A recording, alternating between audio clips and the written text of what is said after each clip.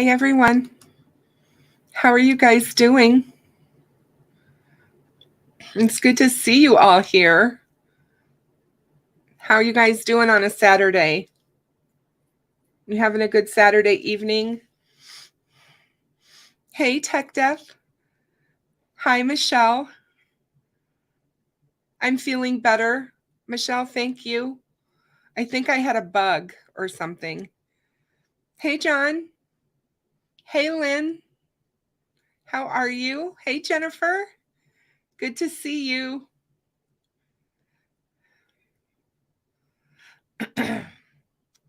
Hi, Louisa. Good to see you and have you here.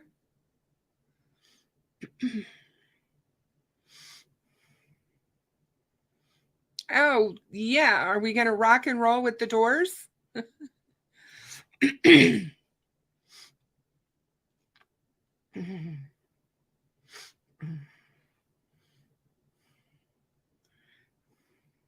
Hey, Stephanie.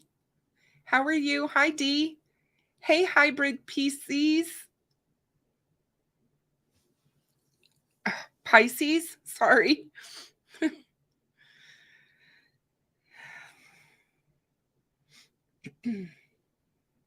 Tech Death, how are you?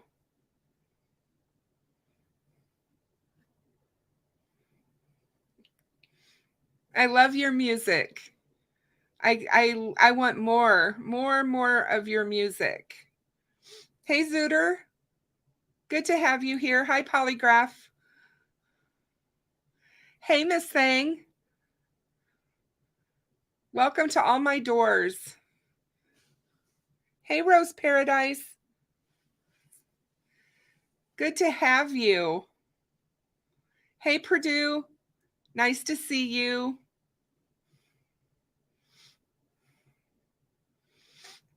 I think we're going to have a good crowd tonight, it looks like. Hi, William. Welcome, welcome. Washed my hair and it's driving me nuts. So I apologize. It's like I have this piece of hair that is sticking across my face and I can't find it. I can't find out which one it is and it's driving me nuts.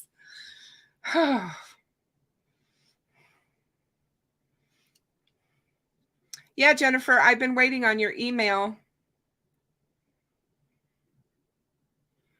I know, hybrid. I know. Trust me, I'm well aware, and I don't blame anyone for that, having Delphi on the brain. Hey, Anonymous.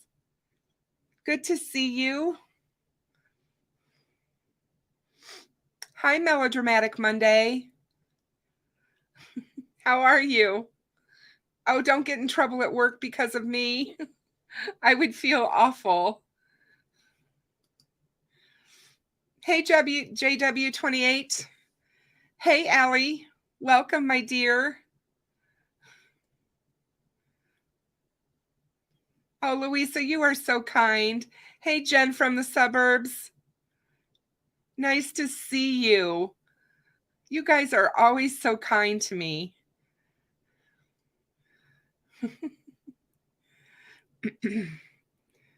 Hey, Michelle, I'm sorry that we haven't been able to touch base, but I would really like to talk to you too. So maybe we can do it real soon.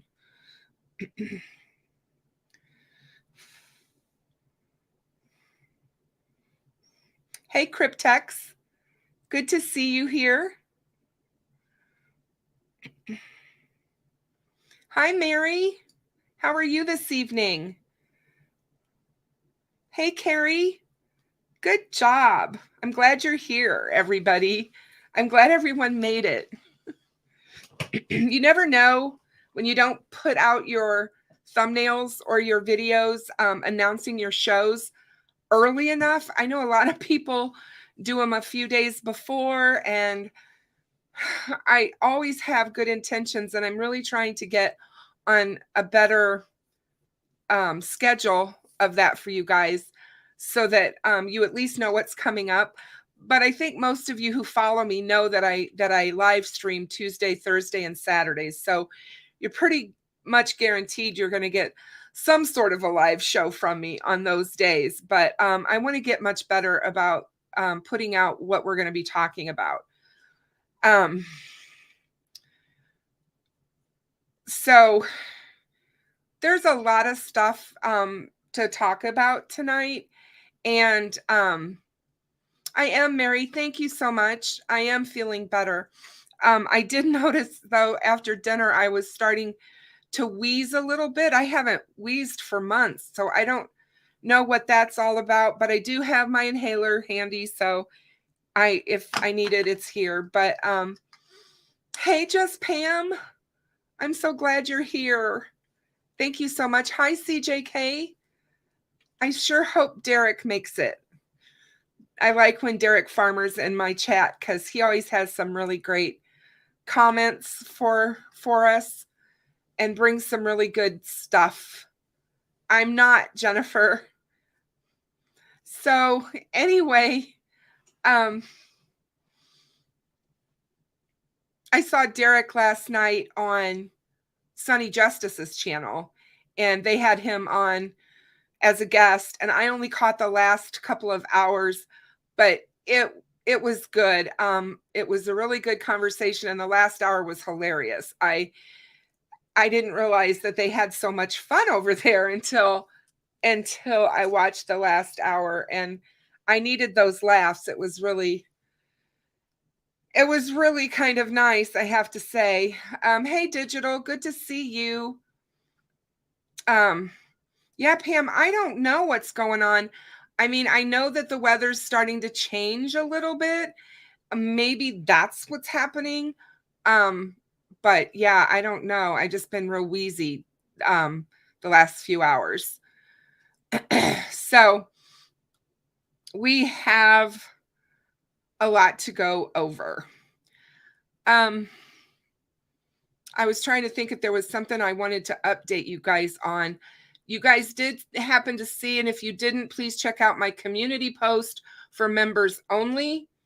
You guys got the announcement first of what the Tuesday night show will be.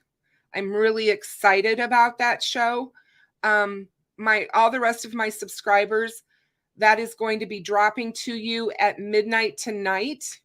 So you guys will be able to see what's coming soon. I have 2 really great shows lined up for next Tuesday and Thursday. I don't think you're going to want to miss those. I have guests on both shows. So I'm really excited about that. I wanted to tell you about that. And I also wanted to remind everyone that if you need to email me, feel free. I've been getting inundated with emails, which is totally fine. I don't mind any of you emailing me, but please understand that I might not be able to get right back to you. That was the only thing I wanted everyone to understand, that just because it might take me a few days to answer, don't think that I don't care about your emails, because I do. I've just been getting so many, and people are asking me all kinds of questions. And basically what I would like to do, I think, and we're going to probably do this, maybe I may plan to do this next Saturday night, possibly, if not the following week. I'm going to do a question and answer night where you guys are able to email me questions about any of the cases that we talk about, and I will try and answer them. I think that that's a little bit easier than everybody trying to email me and get questions and answers and stuff like that. So let's get into this. There's been a lot going on the last couple of days, and I talked to one of my really, really close friends in this community, and he and I have had some lengthy discussions on this case, which has been a good thing. I'm trying to get back to where I want to be. I thought I had this open. I'm going to have to go back and search and do some searching, I think, for some of the things that I want to talk about. But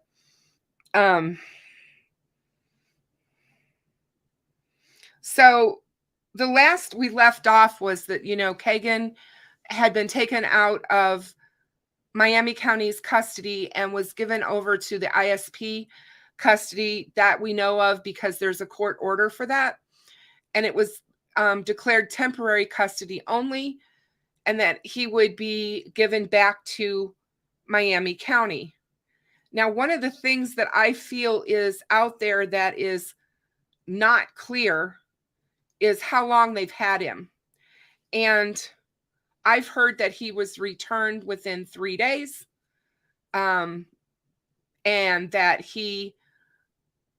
they had him back by Tuesday. I've heard people, hey, Dana, how are you? Good to see you. I've heard that they've had him longer. So I don't think anybody truly knows, because the order from the court didn't give a specific timetable. All it said was it was temporary, and that after they were finished with him, they would return him. So that is all speculation, unless someone has documentation as to how long Kagan has been in ISP's custody or when he was returned. That's just supposition on our part. So I wanted to make that clear, because there's been a lot come out in the last couple of days, especially on social media. Now, you guys have to understand that I do not follow social media on Facebook at all on this case. Hey, Jen, thank you so much for your super sticker. That is so kind of you. Thank you for your support. I do not follow this case or any case on Facebook. So I'm not in any of the groups. The only group that I am in on Facebook, it happens to be a family group for Delphi. There's very little posting that goes on in there, besides the daily today is the day posts. Those are pretty much the only things. There's not a lot of discussion about the case and about all the supposition and stuff that's going on. So I always check in with that group that I'm in daily, but I'm just here to tell you that I don't follow the Facebook groups. I know that there's a lot going on out there. I'm very heavily into Twitter and into Reddit, because I started in Reddit. That's where I got my start in all of this. And so I still have my hand in over there. Hey, Paris, good to see you. And I do keep up on that end of it. And so there's been a lot over there. And I know that everybody's been putting out videos like crazy about all of this stuff all over YouTube. And I've watched some of them. And I know everybody has got questions, and it's all anybody can think about is Delphi right now. And is this getting ready to absolutely explode? And are they getting ready to make arrests? I think we all have been waiting so long. Those of us that have followed this since day one, I know, Danger Dave, I'm sorry. I'm so sorry. If you want to go listen to Steve, I totally understand. Trust me, he's worth listening to. You can always listen to me on replay. I don't have a problem. But I'll miss you, because I like it when you're here. So just so you know. But so there, yes, you are, Jennifer. You are here, and we are glad you're here, all of us, because we couldn't do all of this without you, Jennifer. You do so much for all of us. Seriously. So, oh, Danger Dave, you're great. I'm glad you're staying. I'm glad you're sticking with us. So understand that when I start talking about some of this stuff, I'm talking about it from a factual side of things. And I'm trying to stay without losing my mind over this. Hey, Ramblin' Rome, welcome. I'm trying to remain neutral. I'm trying to see both sides of what could be going on here, because we don't know for sure. Law enforcement has not told us anything. Law enforcement has filed no charges for Delphi against anyone. There are no charges pending. We only are assuming things because stuff that the murder sheet has put out. We are only assuming things that could all be completely wrong.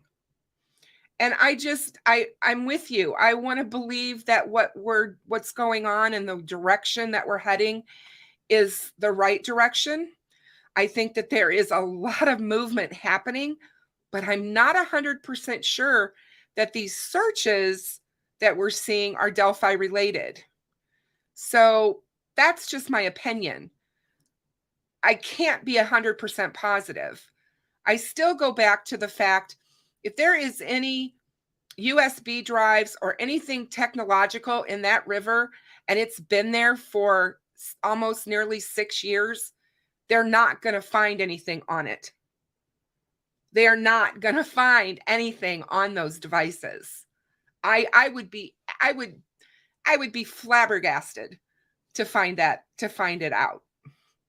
Now, if there's a weapon in there, sure, that's very possible, but it too will be degraded by the water after all that time underwater. We have to remember that. Yeah, it's freshwater. But it's still going to be degraded. There's not going to be any DNA left on any of this stuff. I wouldn't think. I would think it would be absolutely impossible to have DNA after it's been under the water so long. Clothing, hard to say if there would still be clothing. I imagine if it was bundled up in a bag and thrown in the river, it's quite possible that it's some of it is still intact. It's possible. Hey, Woodland Star, I didn't see you come in. Thank you so much for coming in.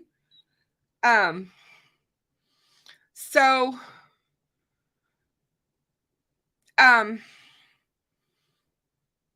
it just depends on a number of different things, on what they are looking for and what they're trying to recover and what's it for. If it's for the CSAM case and they're looking for digital evidence in a river, I just don't see how that is possible, I guess. But, you know, we could, like I said, I could be absolutely wrong. I do not believe, I agree with Michelle, I don't believe it's a training exercise. I do know that somebody said on Facebook, because this was reported on Reddit, that yesterday there was a simultaneous search outside of Delphi, and it was actually, what did they say? Hold on. The person posted on Facebook that they can confirm that there was a search over the Tippecanoe River on Route 18 going into Delphi, right by Springboro Road. There were about 7 to 8 white Ford Explorers parked in the parking area, and they could see 7 to 8 guys in the water doing the exact same thing as what they were doing in Peru. They didn't see a table or anything set up, but they knew by the cars that it was law enforcement. Hey, Pamela, welcome. So welcome to Behind the Crime Door and the Doors. We appreciate you being here. Hey, Alicia. I hope that's right, or Alicia. Sorry if I mispronounced your name.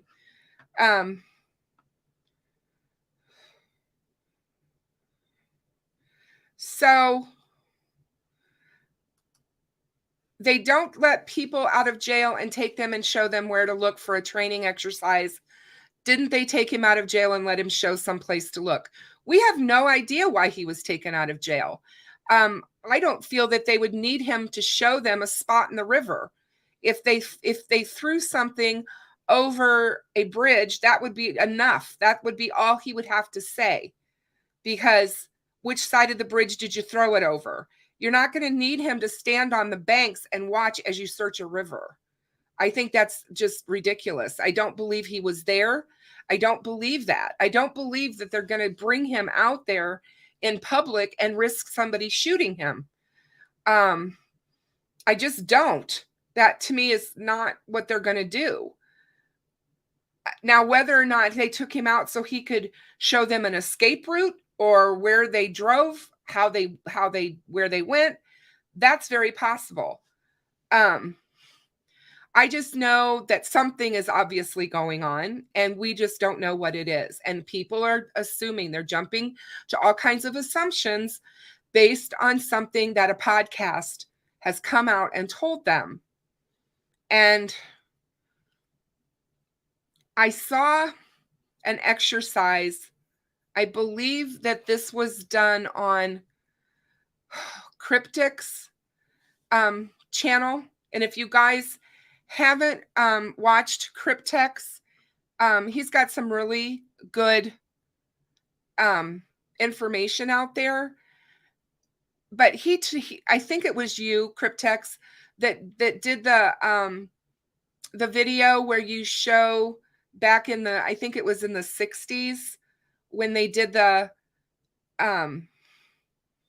experiment with the group of people and only one of them was being tested, but they told them all that they were being tested and they had to determine the length of a stick on a sign. So basically they just had these sticks. Okay. And that is, to me, incredible. You guys need to go watch that if you have not seen it, because it really makes you understand when people as a group start believing something to be real, the people around them also believe it, even when it's not true, even when it's wrong, based on the collective group. They've tested this over and over and over and over and over again. And every single time it comes out exactly the same way. This guy that they were testing, he knew that the stick wasn't the number that they were saying was the wrong number because he wanted to say the other number. And after sitting there and looking at everybody, he chose the number that was wrong because everybody else did. So just remember that when you are trying to look at information and look at this stuff, don't just jump on the bandwagon. I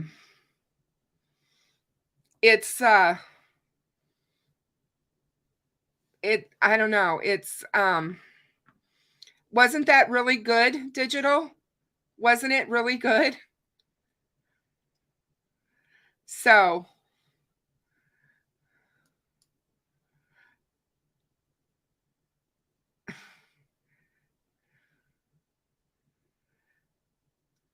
I think that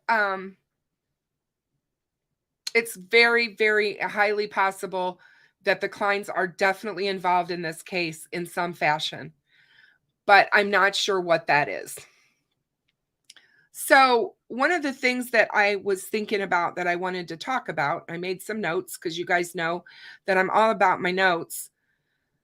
Just because the public, or just because us as the public don't know everything that law enforcement knows,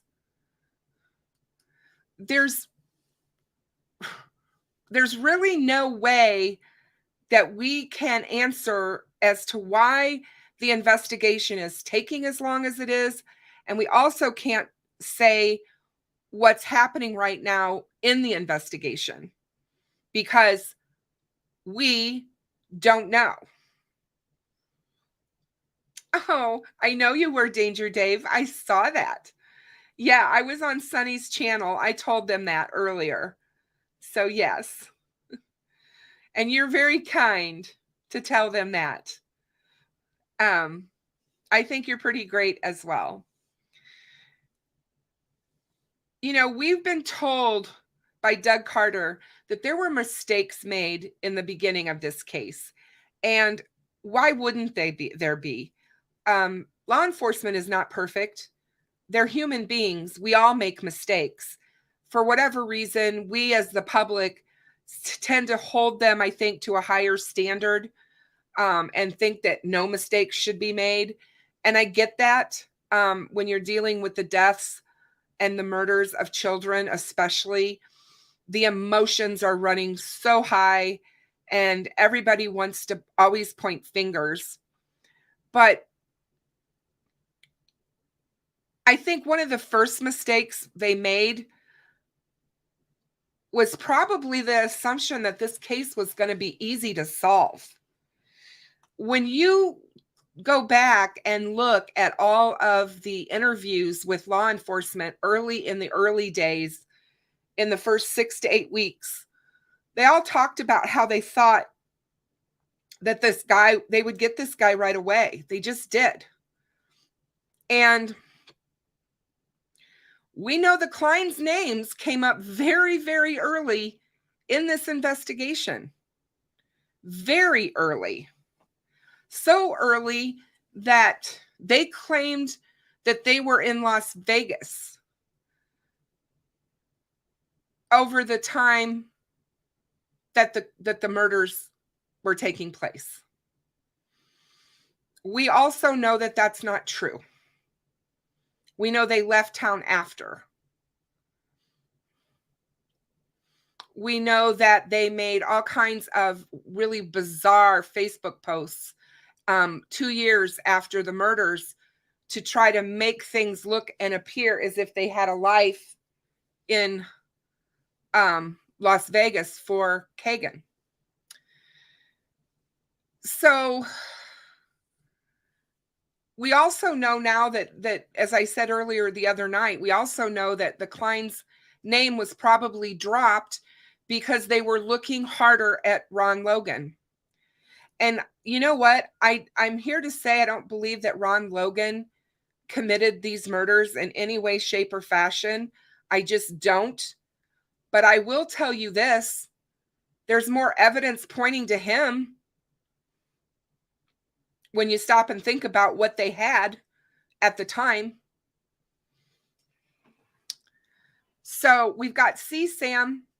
We've got CSAM, and we absolutely have a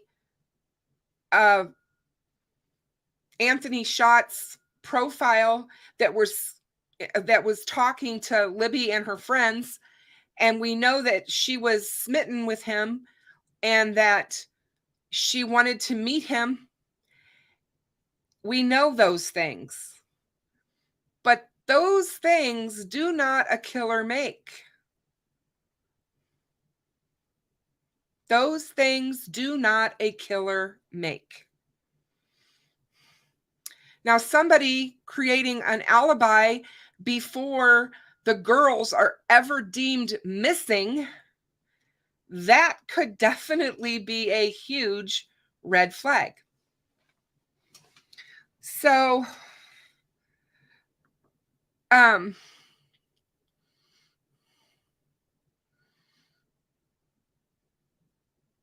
Logan was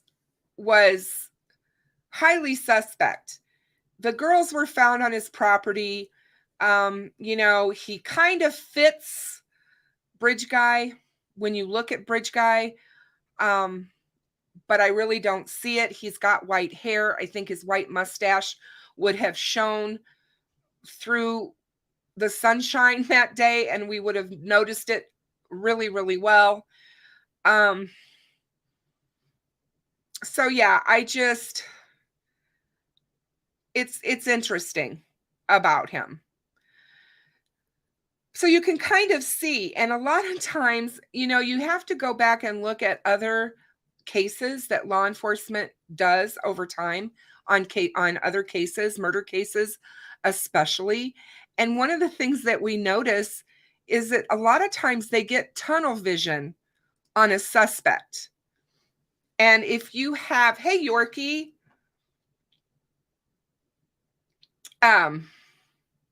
that was the smitten was in the they told Kagan that in the interrogation that they knew that Libby really, really liked Anthony Schatz. She told her friends that. So, and they could have been lying to him. Again, anything in that interrogation that they did of Kagan in jail in August of 2020 could have been lies. The things that they told him. We don't know that. And a lot of times when law enforcement gets tunnel vision on a suspect, especially when there's a multi-task force involved and they have multiple jurisdictions working on it, I'm not discarding Kagan Cryptex. I'm not. I'm trying to show both sides of this. I'm just trying to show both sides. So when you tunnel down on a suspect, you can see what happens because that's what they did with Ron Logan for 2 years. They had tunnel vision and they were looking at him. And, no matter what Kagan's saying to them now, he could be lying to them. I'm just saying we have to be careful about jumping to conclusions because we don't know the facts of any of it. We just don't. There's some that we do just from court documents, but what's in those documents could be lies. We know that law enforcement lies in interrogations. And that's a possibility. Do I think it's odd that they had all the weird searches about DNA and how long it lasts on a body and crime scenes and Sandy Hook, some of the other disgusting things that were being searched for on that phone from Vegas? Yes, most definitely. I think that those are extremely damning things for these two. I think that they have to take all of that into consideration, which I know they have. They absolutely have. I think that when they started talking to Kagan and told him, we know you didn't do this. I believe them. I believe them. I believe that Vito told him the truth, that they do not believe that Kagan committed this crime, but they know that Kagan knows who committed the crime. And that's what they were after. They were after him to tell them what he knows. So in April of 2019, when law enforcement announced that they were changing directions, realizing at that point that they'd gotten something wrong, I think the Georgia Bureau of Investigation sent them back to the beginning.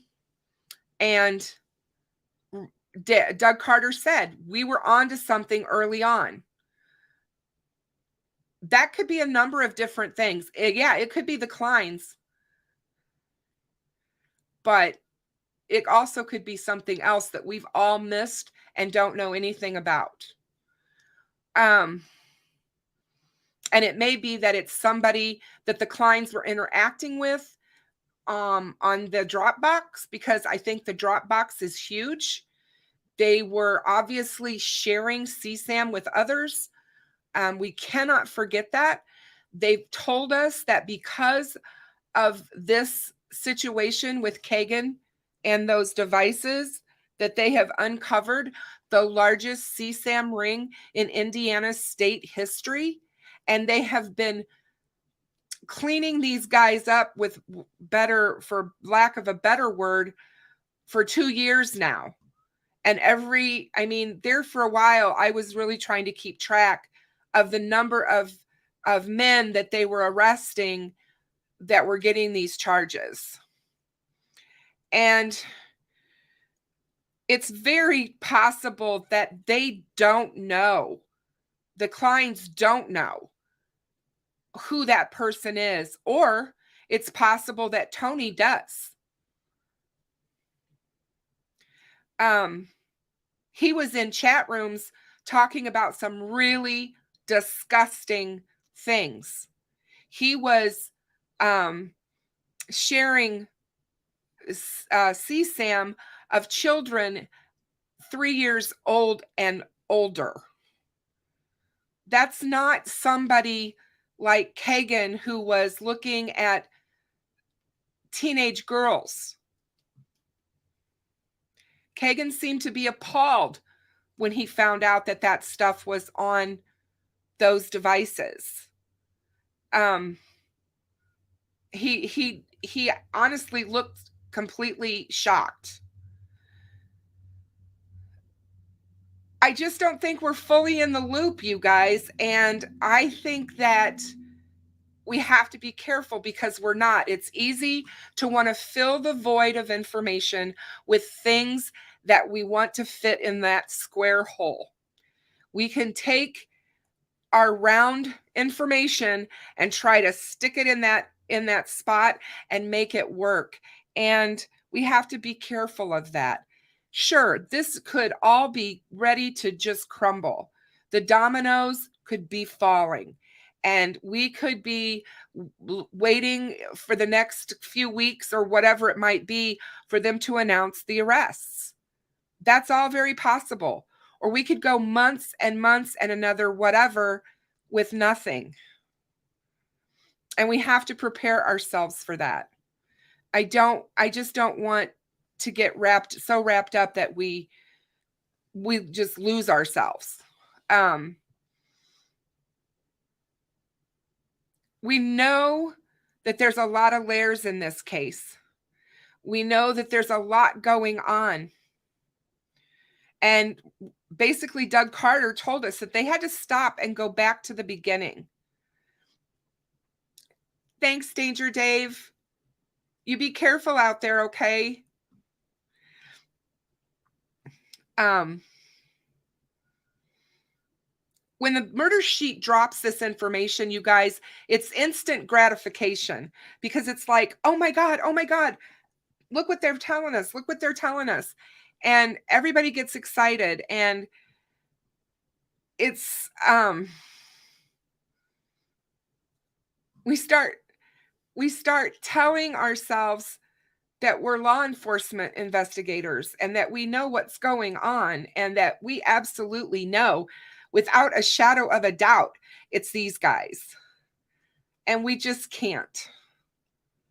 And we're not experts. We can always try to find as much information that we can from reliable sources.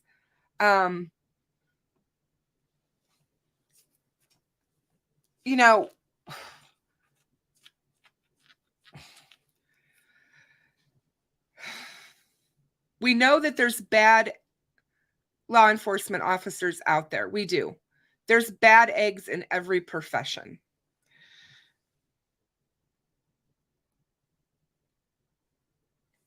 And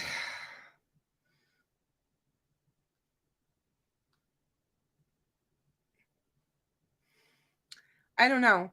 I wonder who this person or persons are that are giving up this information to the murder sheet. It's bothered me for a while. It still bothers me. I just, I've interviewed Anya. I've told you guys this numerous times. You can go back and watch it. I had the murder sheet on my show back in March. and I interviewed both of them, and they're good people. I have nothing. This isn't personal against them at all. I know that they want this case solved, and they're doing the best that they feel that they can. And with Kevin being an attorney, he has the ability to see things on my case that none of us can. And he has the ability to get documents that none of us can see as well. And so, just knowing that part is interesting, because they are able to get different things than we can.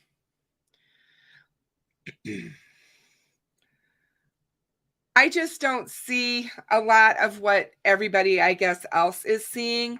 And hi, Anne. Thank you so much. I appreciate you. We can all agree to disagree, right?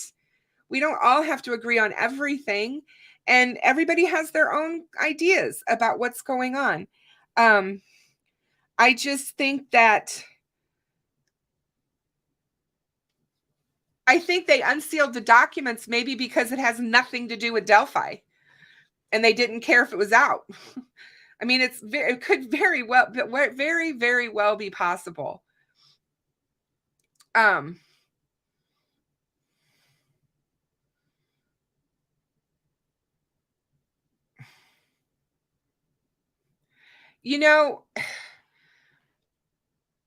I hear you, Digital. I do, because I know that we have a lot of attorneys that follow this case. There's a lot of attorneys on Reddit who follow this case. Some people got those documents, though, that you're talking about, and released them unredacted. So, again, there are bad apples in every profession.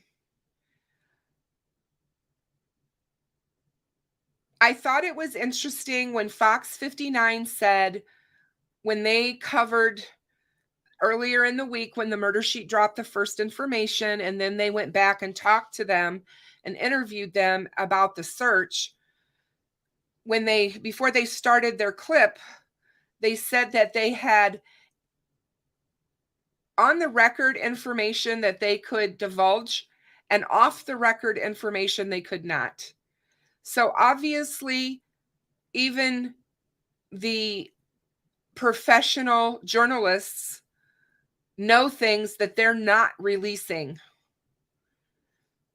And it is not uncommon for law enforcement to go to the media, especially if they find out stuff, and ask them to please not release it because it can jeopardize their investigation.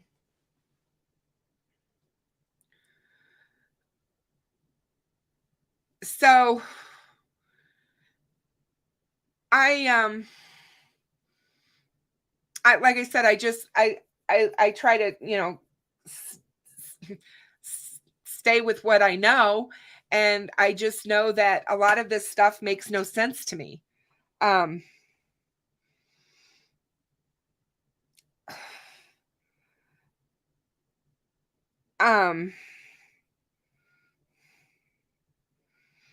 What was I going to say? Let's see.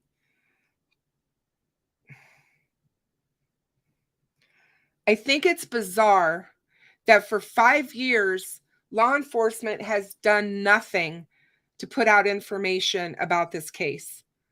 Nothing. And all of a sudden, they are flooding us, supposedly, with information. And that just bothers me.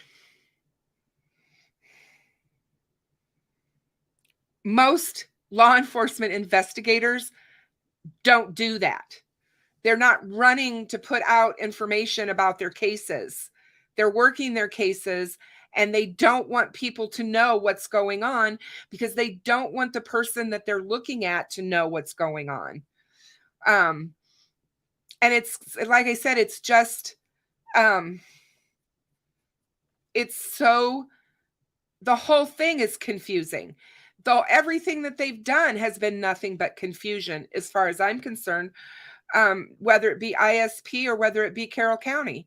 It's all been a confused mess, almost like the Keystone Cops, because I know we keep getting told that one day we'll know, and one day they'll be able to tell us this whole story as to why they did what they did, and maybe it'll all make sense, and we'll all be eating our hats. But hey, Yorkie, thank you so much. She says that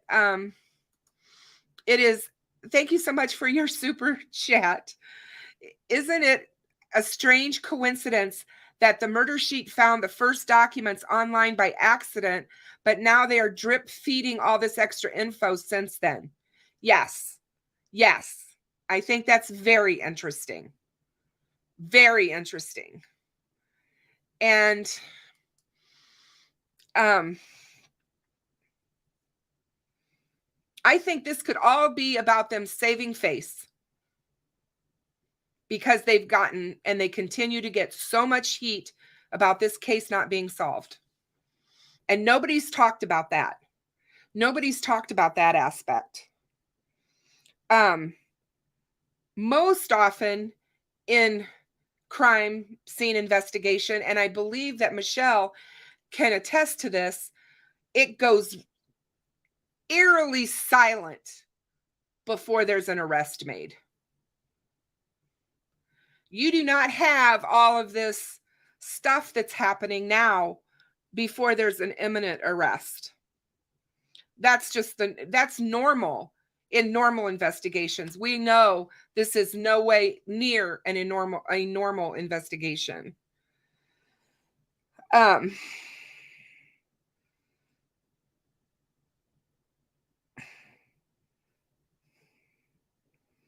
many people honestly think that law enforcement would announce to their number one suspect, hey, we're going to go search this creek over here and look for the murder weapon that we know you threw in there? Stop and think about that. Why the heck would they do that? Why would they tell their number one suspect that everybody thinks is the number one suspect? Why would they reveal that to him? Why wouldn't they just go do it and not let anybody know why they're there?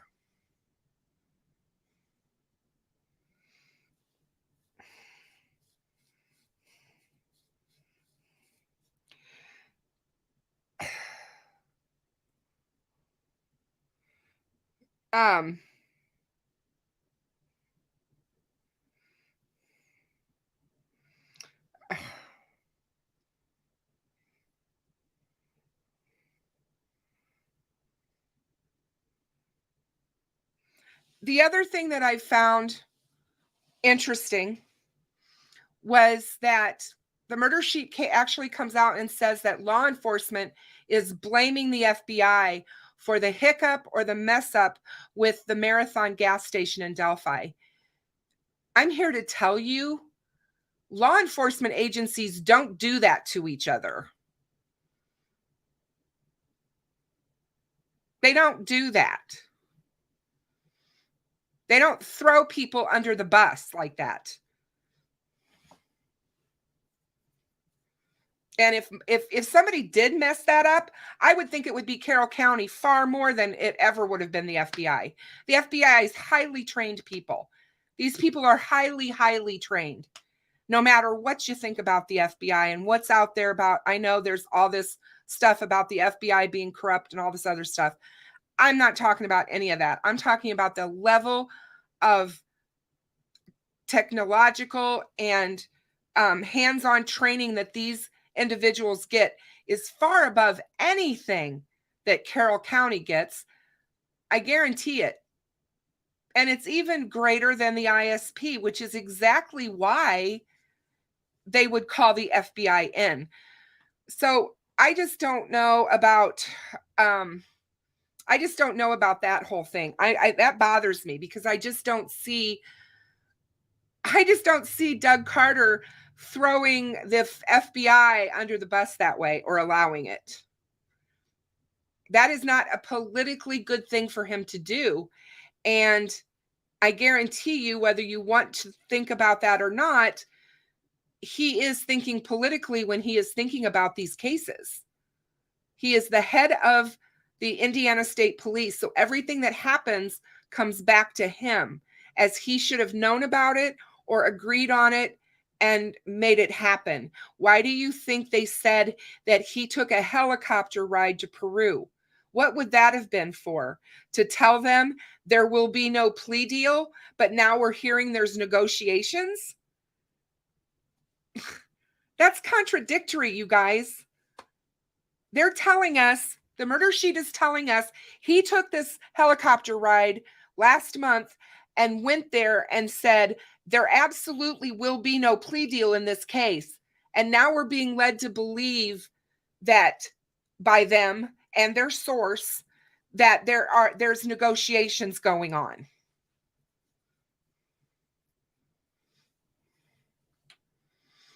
So I'm just here to say there's a lot of things here that don't add up.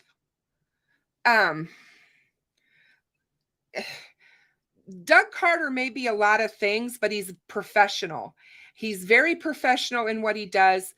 He's very careful in what he says, and there's no way that he's going to allow them to blame law enforcement, especially the FBI, for bungling this case, which was exactly what it makes it sound like. Because if they stop and think about it, if Tony and Kagan were actually in Delphi that day, and they actually were at that gas station, and they got caught on video, the fact that they have no video now to prove that could absolutely make or break their case.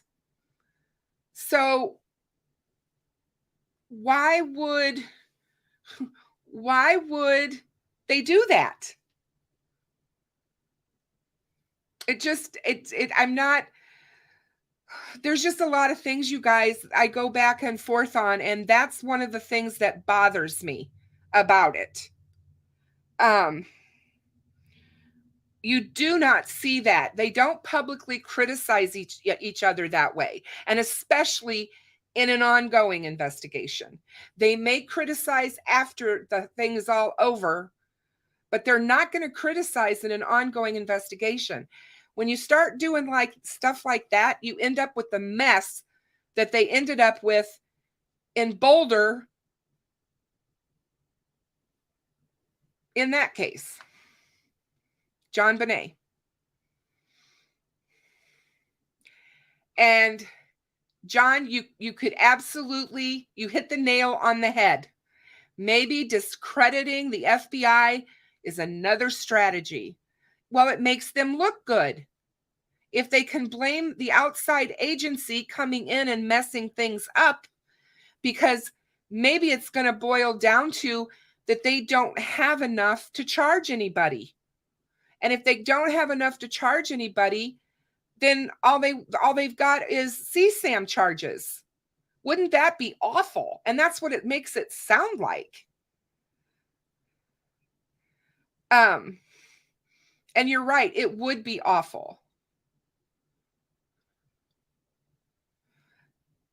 I think that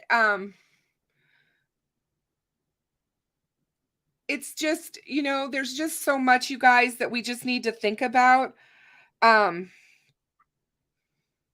know it's unfair to not think that this is that this is the actual piece of the puzzle that we've been waiting for 5.5 years. I want us to stop and think about, if we feel that way, how do you think that Becky and Mike feel, and Kelsey and Anna and all of the family? Carrie, especially Carrie, she gets so left out of this. She was Libby's mother, and Libby is Libby's mother, and Libby loved her. They spoke every day. And I can't imagine what they're going through with all of this rushing around and all the dropping of this information and everybody going, you talk about a roller coaster ride of emotion, and you talk about everybody, all you want to do is read and watch everything about Delphi.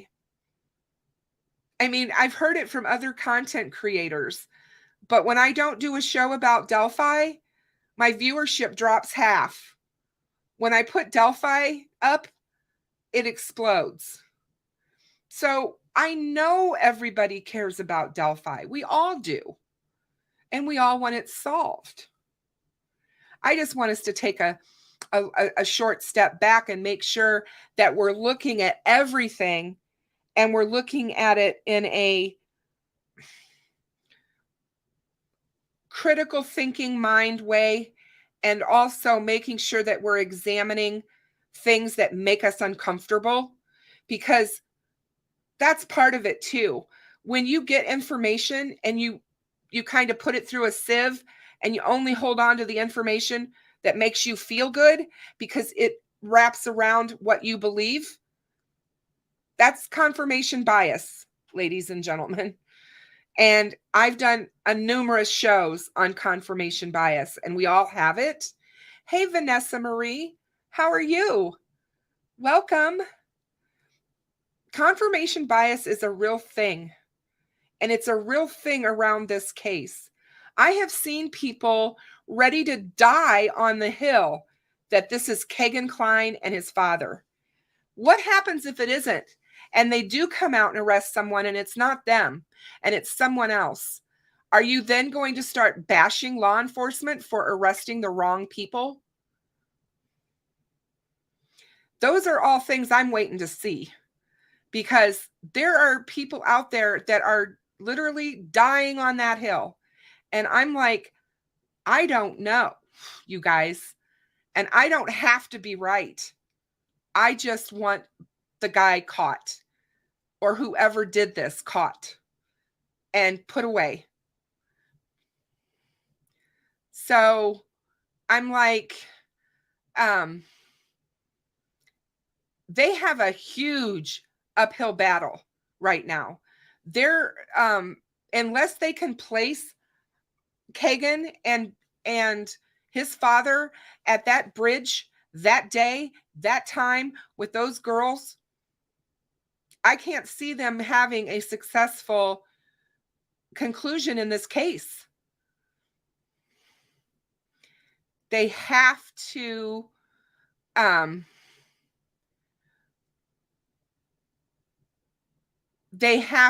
have some really good evidence. And yes, people have been convicted on circumstantial evidence. That is true. We're talking about a double murder. We're talking about possible death penalty in this case. I guarantee you this is not going to be your average case. This is not going to be the average case where it's a slam dunk when you take it into court. There's just too much. There's just too much here. There's been too many POIs thrown out there in 5 years that a defense attorney is going to have a field day with, because of them being talked about so much on social media and why everyone thought they were guilty. I have seen content creators over the last 5 years sit and talk. They were absolutely certain it was so-and-so. They were absolutely certain it was this guy. They absolutely knew it was this person. And it's just like, now here we are, and they're absolutely sure and positive now. And I'm just like, no, we don't have enough from law enforcement themselves. One of the other things,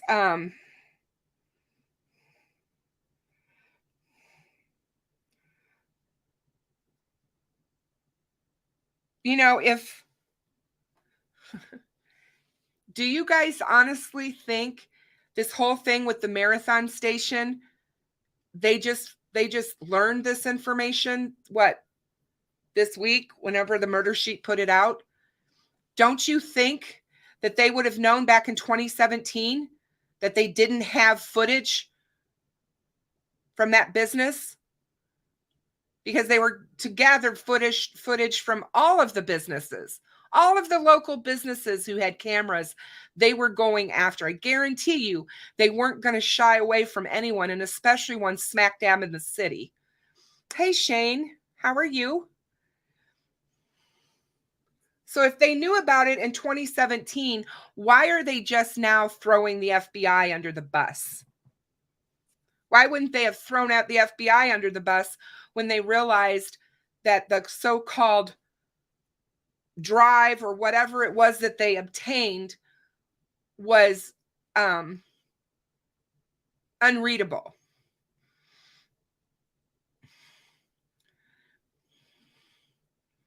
It makes no sense.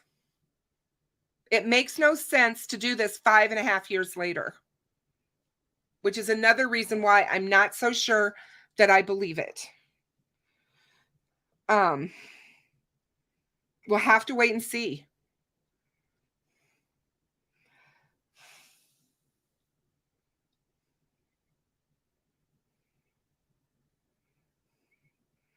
I mean, everybody thinks that an arrest is imminent. We've talked about it. Perry, I had Cop Facts on a few times. Gonzo's been on. Skip has been on. We've all talked about that. We thought that something was happening this year. We felt like something was going to happen this year. Well, now everybody thinks it's super, super imminent. If it's super, super imminent, why are they searching in a river for over a week? What are they searching for? Those are questions that I have. And I believe that you can't just throw these questions out, and if they don't stick, oh, well, we don't worry about those questions. And Hybrid, I'm glad you brought this up, because I wanted to talk about DNA, and especially where Kagan is concerned. We've been told they have DNA. Multiple times we've been told that they have DNA. What is the DNA something that they can use to get a complete DNA match of a killer? No. Now, Paul Holes discussed the DNA in this case. He talked to investigators in this case about it. He told them they had an uphill battle. He talked about this at CrimeCon this year. One of the things he said was that the DNA that they do have is mixed so much, because they had so much DNA from the crime scene of the girls, that if they have the killers, it's so mixed with the girls that it's hard. The sample is so diluted that they can't get a full profile. But they possibly have enough to rule people out. To rule people out. So you would think by now they would have done that with Kagan, because in the state of Indiana, when you get charged with a felony, you get your DNA taken. So I guarantee you they've tested his DNA, and they've looked at it with the DNA that they have. I firmly and absolutely believe that. Now, whether or not that's enough to put him out as a suspect, I don't know. I can only go with what was told in that investigation, in the transcript of the interrogation, where Dave Vito told him, "We do not believe you did this." So, and that's sadly where we are with this DNA. Whoever this killer was smart enough to know not to leave their DNA on these girls.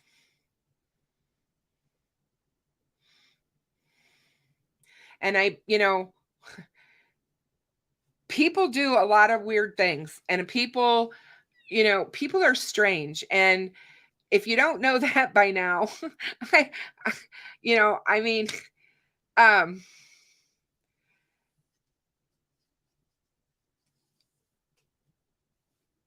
yeah, Michelle, you're right. They did take Keegan's hair. They did take his hair. People have said, I would imagine that they would take hair from a lot of people, if they're willing to give it, because as Michelle knows, the crime scene investigators, that's what they're looking for. They're looking for fibers, hairs, anything that's collectible like that. Animal hair. We all know that they took the dog of Tony's. So that happened at, right around, I think, right before Thanksgiving of last year. And that was the first wind that we got something was up. That was before we ever found out about Anthony's shots. So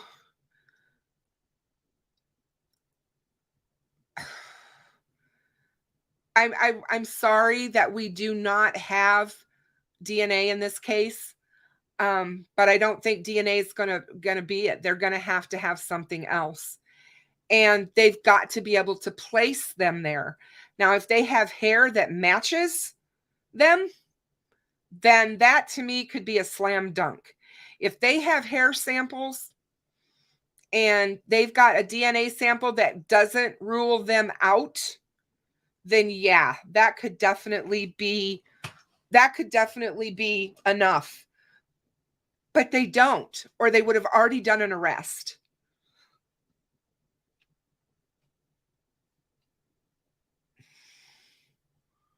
And you're right, Tech Death. A lot of times they do all of that stuff just to see the reaction of the individual.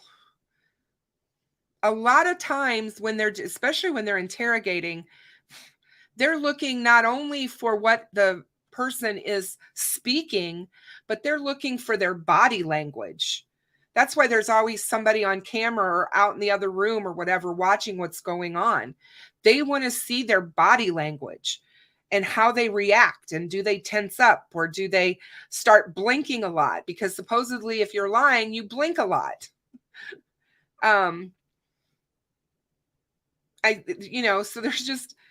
there's just all kinds of things.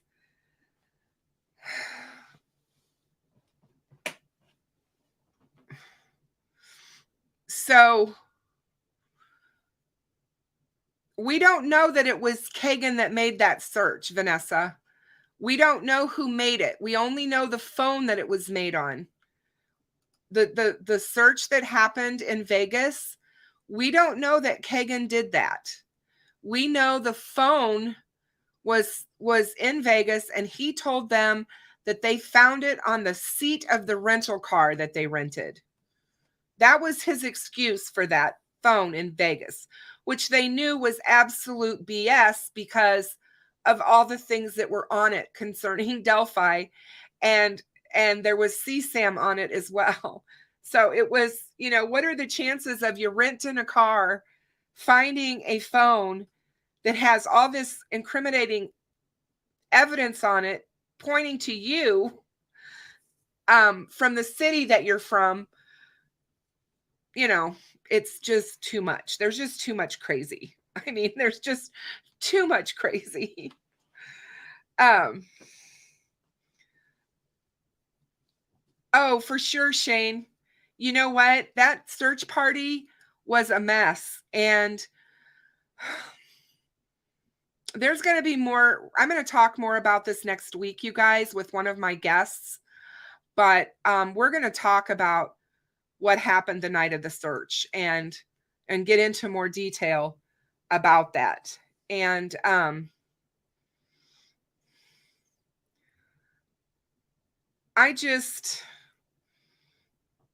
know that like I said, I know that there's a lot of stuff, and that we all want answers, and we all want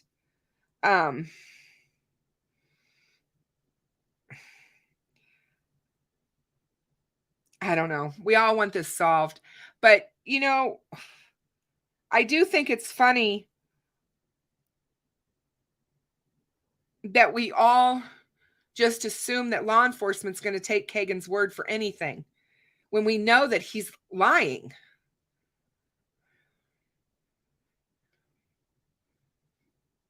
I mean, they could be lying about certain things.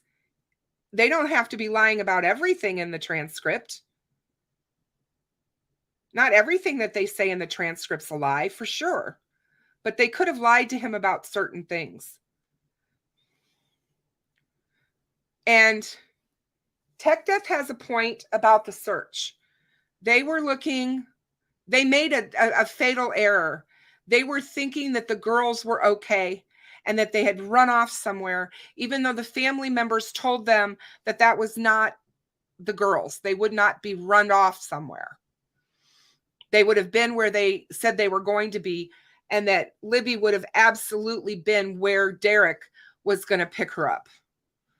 But they didn't want to believe that. They wanted to think that the girls were safe and somewhere at a friend's, or, were off somewhere, whatever. And like I said, that bothers me, always has bothered me about that night, because of it being so cold. I live in the Midwest. I'm just a couple of hours from Delphi, and I'm here to tell you that it was cold. People talk about it being so warm, like it was just this warm summer day. It wasn't.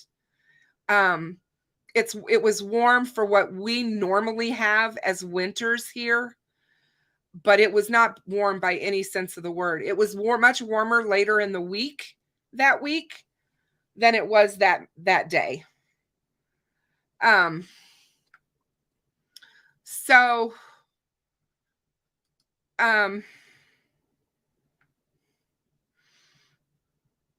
good night, Allie. It was good to see you. Thank you so much for being here. So like I said, my gut feeling right now is I'm going to wait and see. My feeling for everybody that keeps emailing me and asking me, I mean, for 5 years, I basically told everybody the same thing. I really never have had a POI because I've never felt we've had enough information. Now, I really did think after a lot of this stuff started coming out, yeah, it's unnerving. There's a lot of red flags. I still feel that way about the Kleins. But I've also uncovered other information and other things while investigating Flora and some of the other things going on in this 6-county area around Delphi, with all of the arsons and the female children dying, that I'm just not certain about anything right now. And I really feel that I have to wait and see. There's just so much going on.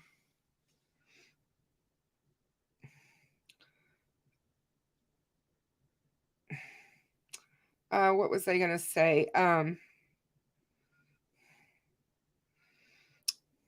was trying to look at my note. I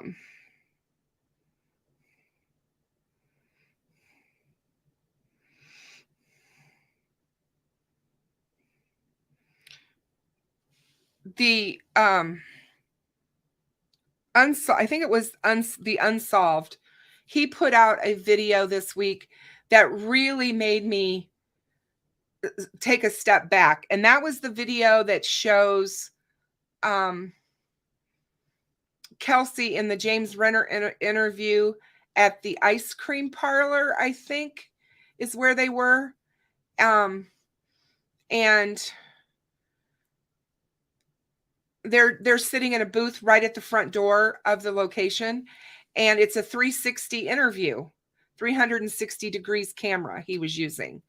And they're talking, and she happens to be talking about the shack to him when a gentleman walks out of the business. And if you catch it, he shows this man in slow motion walking.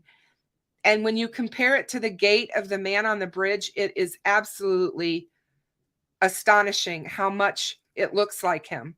And I was floored. And then as he's walking out the door, on his back is the huge logo for the fire department. He's a fireman.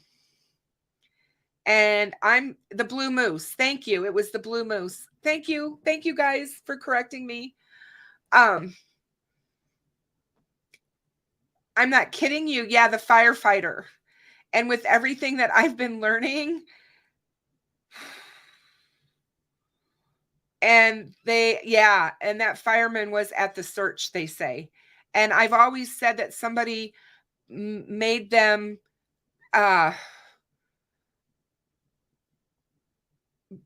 not search this one particular location that would have led them right to the girls.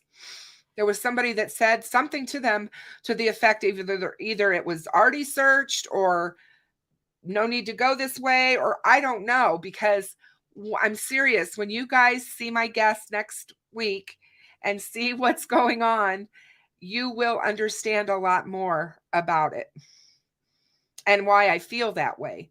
And it's something that's bothered me from day one about this case, and I talk about it all the time, as to why the girls were not found that night. But if let me put Unsolved's let me drop his.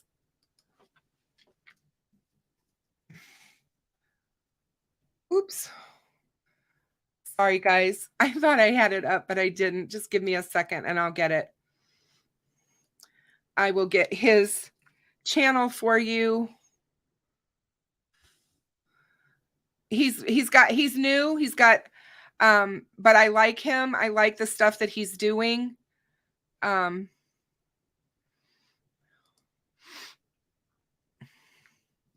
this was really, really telling. I had someone email it to me. He's fact-based as well, and that's another reason why I like him.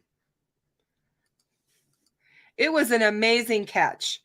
The fact that he found that is just incredible to me. I just dropped it in the chat, you guys. That is the Unsolved's YouTube channel. So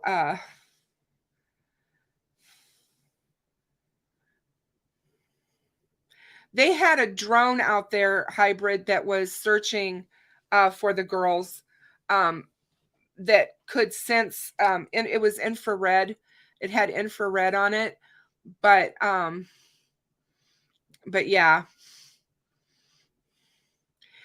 Woodland, it made me take a step back from everything, especially he took the video down. Oh, wow. Wow. Why was he mad? Why was he mad? Cryptex, what happened? Why did he take it down? I just saw it. It doesn't look down.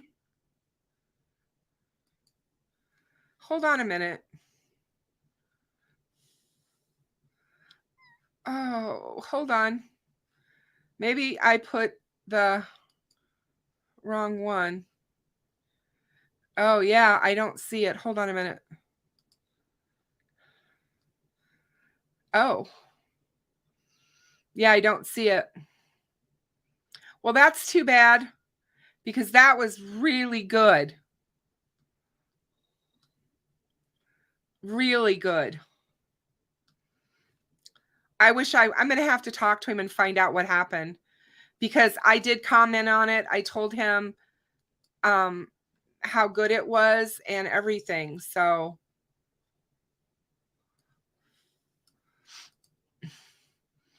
that's upsetting.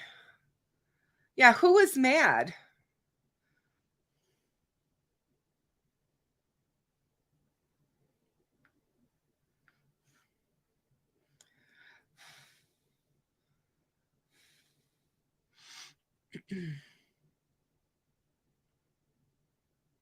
Oh, they doxed him. Yeah, sadly, he asked, the Unsolved asked, when he did this, he said, please, anybody watching this, if you know this gentleman, do not name him or anything. He put that out there. I wondered, when he did that. I figured somebody wouldn't do it. I figured, because the community, they just can't act with common sense and not dox someone. Jeez Louise. Yeah, people got crazy. Yeah, for sure. Well, anyway, I'm glad I got to see it, because that gate was the closest I've seen to anyone, and nobody had altered it. Nobody had done anything. This guy was just walking out of that place of business. It was crazy.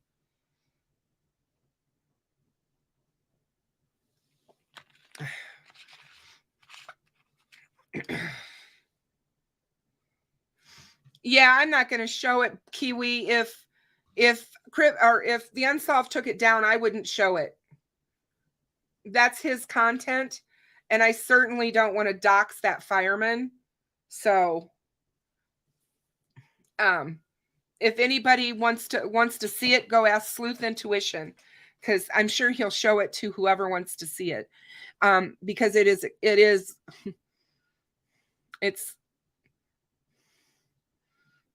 yeah.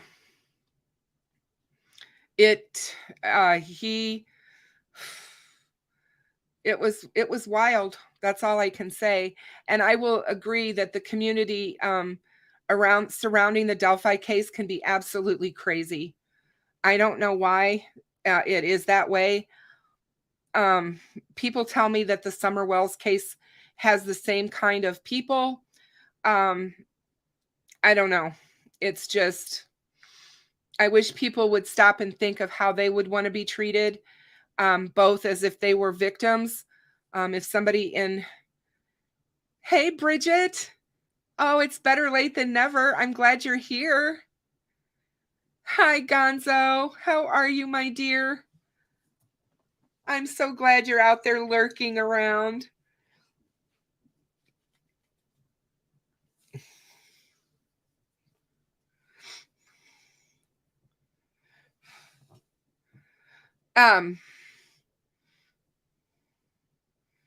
Yeah, Lynn, that's a thought. I'm sure James Renner still has it up, the interview. I know that I have that interview on my subreddit on Delphi's Daughters.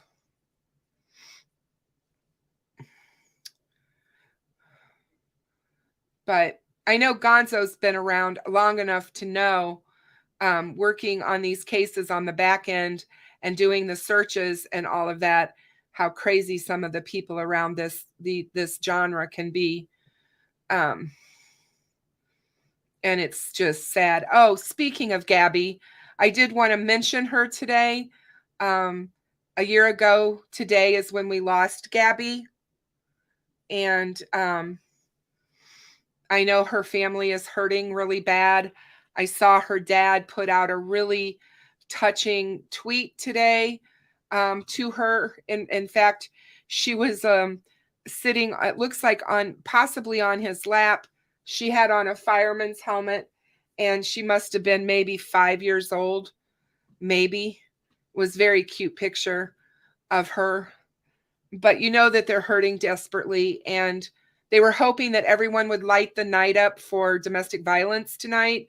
So if you guys get a chance, put your porch light on or light a candle. Do what you can. Bridget, you know what? I do that sometimes. I stay awake really late at night. Then I sleep until midday, and then I'm up late. And I do that sometimes too. And especially if I'm doing research on stuff, or working on a video or anything like that. Yeah, Gonzo, I know. It's just so sad what happened to her. It is. It's just so sad. And Paul, that doesn't surprise me one bit.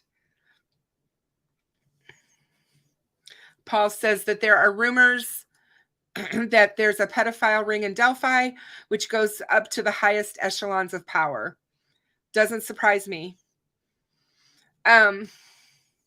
That would not surprise me. Like I said, there's a lot about this case at this point in time that wouldn't surprise me. There's going to have to be something big to really shock me at this point, because I keep finding such crazy stuff. But it's just crazy. Life's a lot different when you're retired and you don't have to go to work. It's a lot different. So, but there's a lot happening for sure around this case. And, you know, I think it's good that we have these discussions and that we talk about things, because it definitely keeps the focus and the eyes on the case. If nothing else, all of the crazy and all of the, you know, Facebook groups, Instagram, all of the TikToks, all of the YouTubers, all of the Redditors and the Twitter people that keep talking about Delphi, that's just good, bringing eyes and stuff to Delphi. The thing that's sad is that there are so many other cases out there that do not get this kind of attention. Good night, Cryptex. Thank you so much for being here. I appreciate you. And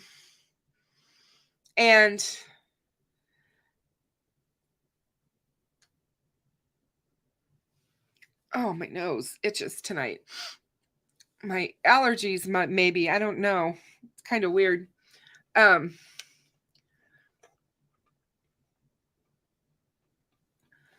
So I was thinking about Gabby earlier after I saw the Twitter stuff from her dad. And I was thinking about how full of life she was, and just a carefree soul who you could just tell loved life. And she was definitely taken from us too soon. Guys, don't forget to hit my subscribe and like button. That really helps my channel grow. If you hit the like when you're in here watching my show, make sure that you hit the bell as well, so that you get notified the next time that I go live or when I drop a video. Those are important ways. If you want to support my channel, if you like my content, that's absolutely the best way to support me, is to just subscribe and like my channel, and then share my videos. If you feel the need, you know, share what you like. But I appreciate all of you, and I do have memberships available. My membership is growing. I'm going to start really soon having member-only content. So my membership started $1.99 a month. So it's not, I don't feel that that's expensive at all to be a part of the doors. We have a lot of fun here. I have a lot of good people that do follow me and that come on a regular basis. And we're building a really tight community. And I appreciate all of you guys.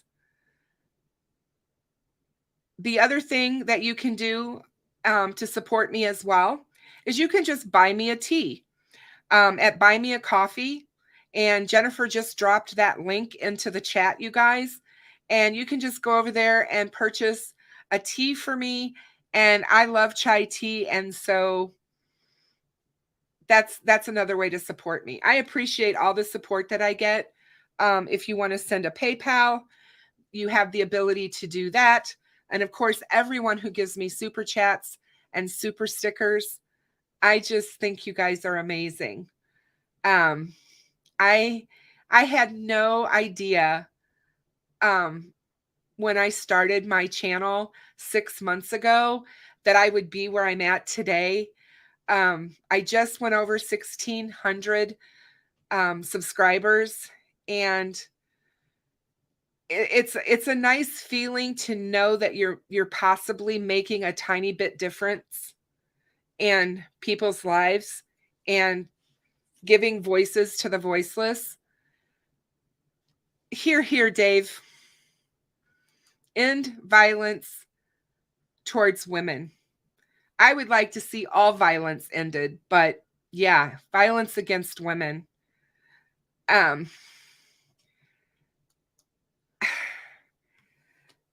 So, oh Pam, I can't wait. I got some of my merchandise today as little samples so that I can show people, and I'm really pleased with how it turned out. So I hope you guys like it. And yeah, it was fun designing it. I'm going to have some new merch too, because I came up with a couple of other designs that I like. So keep a look out for that. When you guys do join my channel, you do get to become members in my private Facebook group, as well as my Discord. Those are only for members at this time. So I like to keep everything calm and quiet. And so I know that the paying members are not going to cause a ruckus because they know my rules. Bye, Woodland. I'm sorry that you're leaving, but I understand. Enjoy your job. Yeah, Melissa, I do have a Facebook group. Jennifer, can you drop the member link here or not? Because I think Melissa's a new member. So there you go. Melissa, there's the Facebook link. I'm so glad you were here, Woodland Star. You have a great evening. So yeah, guys, I have a video that's dropping at midnight tonight, so be on the lookout for that. It's a video that's going to let you know what's happening next week.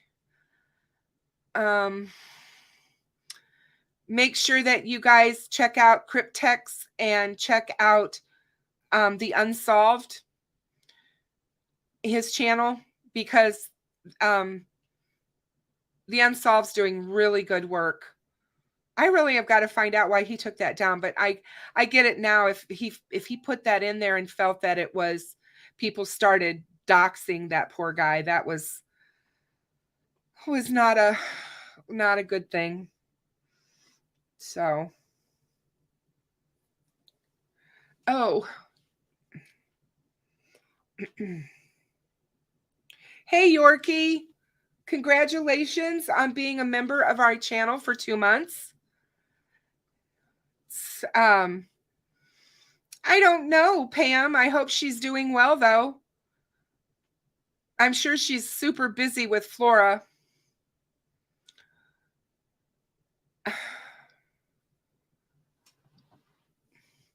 Yes, Yorkie. Thank you so very much.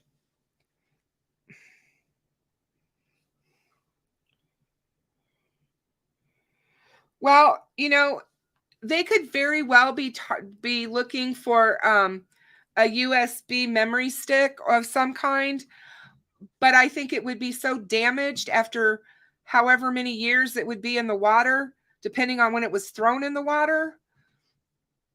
I mean, it's possible. And it could very well be it could, yeah, I use StreamYard to stream you guys, so I can't see the YouTube chat. So when things come through on YouTube, certain things won't come through on StreamYard. Your normal messages do, but some things like your member messages and stuff like that, I can't see. So, but Jennifer's always been really good at letting me know, so I appreciate that. But yeah, they could be looking for a thumb drive. Boy, talk about a needle in a haystack. But yeah, I'd like to look into the damage of that kind of digital equipment after being in the water for so long. So, but guys, I'm going to jump off here. I'm really tired tonight and I'm going to try and get to bed early. I've been having some really trouble sleeping and been waking up in the middle of the night and I'm just tired. So I need to get some rest and hopefully I can rest tonight and hopefully I can rest tomorrow. I did want to tell you guys though that I'm thinking about doing some fun things with the channel and possibly maybe doing a trivia night of some kind. Maybe I'll have a couple of my mods join me and we can maybe do like a, I don't know, I was thinking like a Hollywood Squares kind of thing. I don't know. I've been thinking about a whole bunch of different things. So we'll have to see how that goes. Yeah, I am having a drawing tonight, Pam. No, I do not use a CPAP. I do not have sleep apnea. So anyway, I'm going to get out of here. So let's get our drawing going. Hold on 1 second while I pull up my tool. StreamYard is so nice. They have this giveaway tool. It's already there for us. I don't even have to do anything major. I just put in the name of my my new mouse is giving me a fit.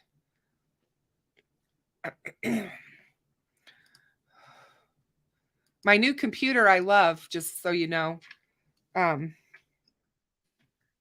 Going to Mac from Windows has not been as hard as I thought it was going to be.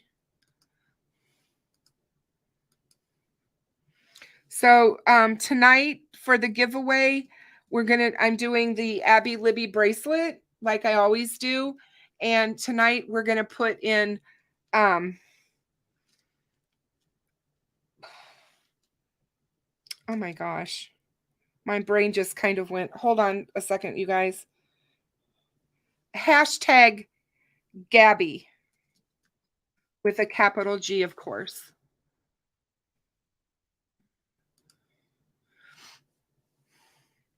So we'll do it in memory of Gabby tonight. So hashtag Gabby for Gabby Petito.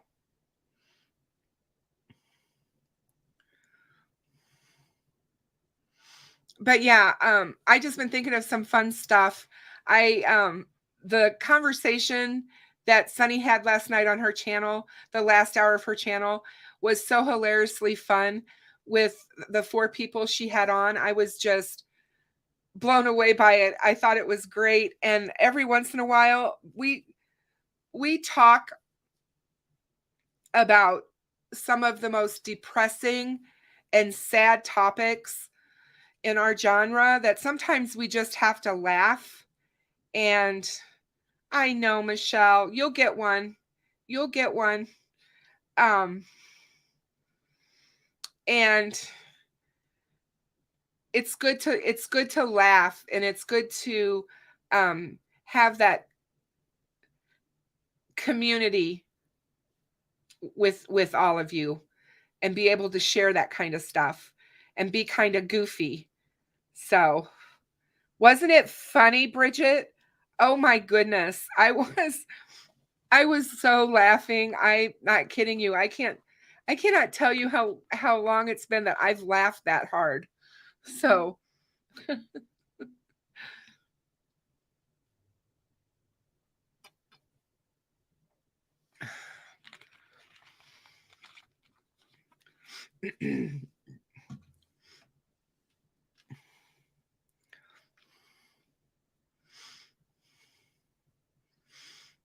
I hope you guys have a great rest of your weekend. You won't have to, Michelle, I promise. One way or another, you will get one, I promise.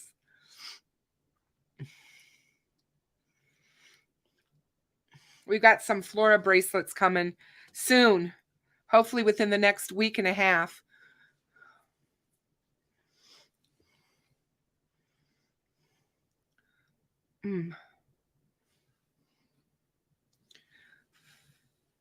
I got 7 entries, guys. And there's over 88 people watching. Is there anybody else that wants to be in the drawing for the girls' bracelet?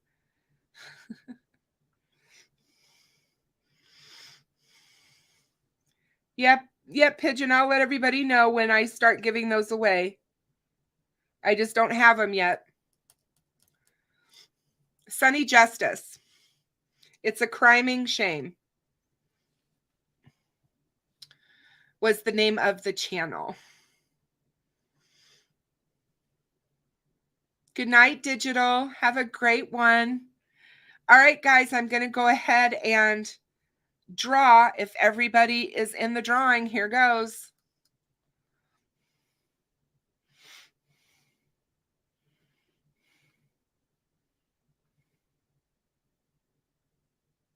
Oh, wow.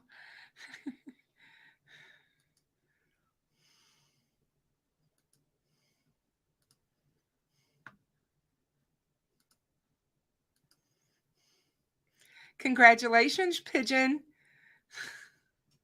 All you have to do is email me your information and I will get one sent out to you. Adam is my favorite. He absolutely takes the cake on that show. He is his eye rolls, the stuff that he does is so funny. And Deb is she's right there with him. They both are. Sunny too. But yeah, oh my God, Adam is so funny. He's great. I'm a fan. So all right, guys. Congratulations, Pigeon Mac. So happy for you. Everyone have a good rest of your weekend, and I will talk to you all later. Good night, and everyone be safe out there.